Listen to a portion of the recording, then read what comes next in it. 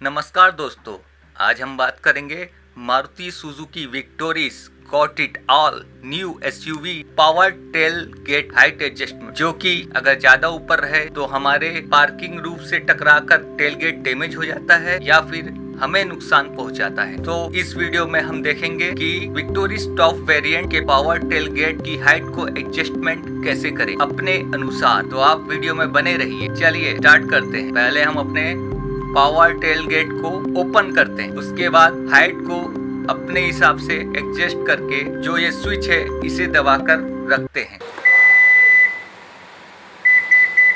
ये साउंड आने के बाद हमारे पावर टेल गेट की हाइट सेट हो जाएगी।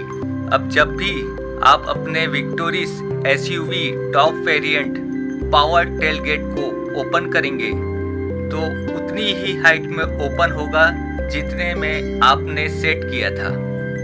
अब आपको आगे वो परेशानियों का सामना नहीं करना पड़ेगा जो आप पहले करते थे। अगर यह ट्रिक आपके काम आई हो तो वीडियो को लाइक जरूर करें। आप कमेंट में बताइए विक्टोरिस एसयूवी का कौन सा फीचर्स आपको बेस्ट लगता है। ऐसे ही कार और एसेसरीज रिलेटेड जानकारी वीडियो के लिए हमारे चैनल को सब्सक्राइब करना ना भूलिएगा।